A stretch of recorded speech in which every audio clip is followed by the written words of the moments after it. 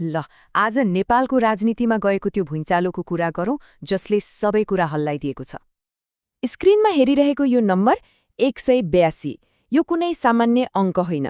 275 जनाको संसदमा राष्ट्रिय स्वतन्त्र पार्टी यानि कि राष्ट्रपाले यति सिट जित्दैछ।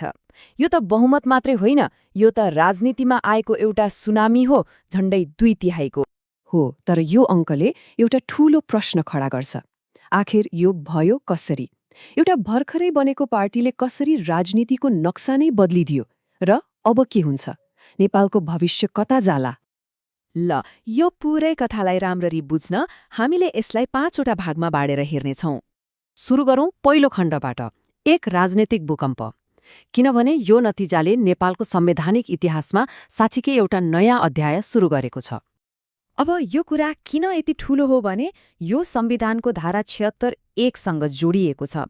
कुरो के हो भने 2015मा नयाँ संविधान बनेदेखि नेपालमा कहिल्यै पनि एउटै पार्टीको बहुमत आएकै थिएन। सधैँ गठबन्धन, सधैँ मिलिजुली सरकार। तर अब पहिलो पटक यो धारा प्रयोग हुँदैछ। मतलब गठबन्धनको खेल खत्तम, अब एकल पार्टीको सरकार। ल, अब कुरा गरौँ शक्तिका नयाँ अनुहारहरूको। यो जित कुनै पुराना घागडा नेताले दिलाएका होइनन्। होइन, यो जितको पछाडि छन् राजनीति बाहिरका 2 जना एकदमै फरक, एकदमै नयाँ अनुहारहरू। एकातिर रवि लामिछाने, टिभीमा भ्रष्टाचारको पोल खोल्ने सबैले चिनेको अनुहार। अनि अर्कोतिर बालेन शाह, र्यापरबाट सिधै काठमाडौँको मेयर बनेर देखाइदिएका एक इन्जिनियर।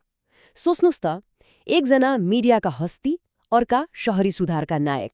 यी 2 मिलेर राजनीति हल्लाइदिए। त्यसो भए कसरी यो आउटसाइडर टिमले यस्तो चमत्कार गर्यो? उनीहरूको जितको फर्मुला के थियो त? आउनुहोस् यसलाई तोडेर हेरौँ। खासमा यसका 3 मुख्य कारण थिए। पहिलो कुरा, उनीहरूको सन्देश एकदमै नयाँ र फरक थियो। उनीहरूले फलानोवाद र ढिस्कानोवादको कुरा गरेनन्। उनीहरूको एउटै फोकस थियो, भ्रष्टाचारको अन्त्य र सरकारको काम देखिनुपर्छ। नारा नै थियो, यो पटक भोट बदल्नुहोस्। यो कुराले दिक्क भएका जनताको मन छोयो। दोस्रो, उनीहरूको चुनावी अभियान। पुराना पार्टीहरू माइकिङ गर्दै, आमसभा गर्दै गाउँ शहर घुम्दै थिए। राजपापा कहाँ थियो? टिकटकमा, फेसबुक लाइभमा। उनीहरूले सिधै युवाहरूको मोबाइल स्क्रिनमा ठाउँ बनाए। सोशल मिडियामा चलेको ट्रेन्डलाई भोटमा बदल्ने कला उनीहरूले देखाइदिए। अनि तेस्रो र सबैभन्दा अचम्मको चाल, मधेस। याद गर्नुहोस्, अघिल्लो चुनावमा मधेसमा राजपापाको हालत एकदमै कमजोर थियो, दयनीय नै भनौँ। तर यसपटक उनीहरूले पुरै खेल पल्टाइदिए। कहाँ 72,000 भोट, कहाँ 60-70% समर्थनको अनुमान। यो त चमत्कार जस्तै हो। अनि यो चमत्कारको पछाडिको राज थियो बालेन शाह।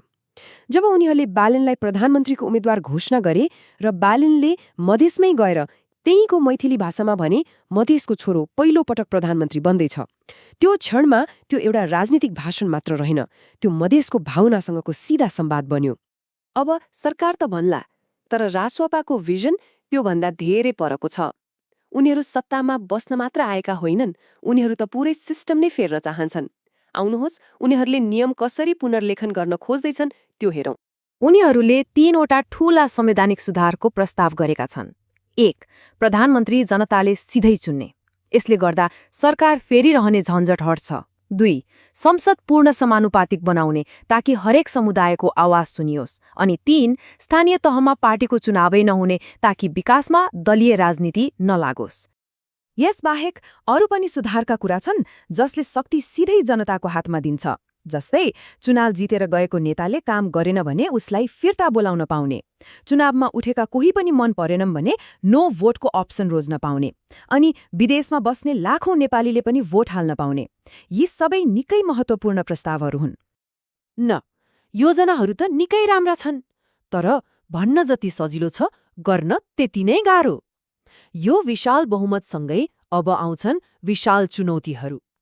अब सुरु हुन्छ राजसपाको महत्वाकांक्षी सपना र नेपालको यथार्थ बीचको वास्तविक लडाईँ। सबैभन्दा पहिलो चुनौती हो अर्थतन्त्र। नेपालको आर्थिक अवस्था अलि गम्भीर छ। सोच्नुहोस् त, देशको आम्दानीको ठूलो हिस्सा विदेशमा काम गर्ने नेपालीले पठाएको पैसामा निर्भर छ। हामी किन्ने धेरै, बेच्ने थोरै। बाहिरबाट लगानी पनि खासै आइरहेको छैन। यो किनेर खाने बानीलाई उत्पादन गरेर बेच्ने बानीमा कसरी बदल्ने, यो नै पहिलो प्रश्न हो। अर्थतन्त्र मात्रै कहाँ हो र? चुनौतीका अरू पहाड पनि छन्। एकातिर जलवायु परिवर्तनको खतरा छ, अर्कोतिर विदेशमा काम गर्ने नेपालीको सुरक्षाको चिन्ता, अनि देशको पुरानो सुस्त कर्मचारी तन्त्रलाई कसरी सुधार्ने। र पार्टीकै लागि पनि एउटा ठूलो प्रश्न छ, सोशल मिडियामा पाएको समर्थनलाई साँच्चीकै बलियो पार्टी सङ्गठनमा कसरी ढाल्ने। त्यसैले अन्त्यमा एउटा ठूलो प्रश्न बाँकी रहन्छ, के रासपपाको यो जित नेपालको मात्रै कथा हो वा विश्वभरि नै राजनीति बदलिँदैछ भन्ने सङ्केत हो? के अब सोशल मिडिया र जनताको असन्तुष्टिको शक्तिले पुराना पार्टीहरूलाई सधैँका लागि विस्थापित गर्न सक्छ? यो प्रश्नको जवाफ भविष्यले नै देला।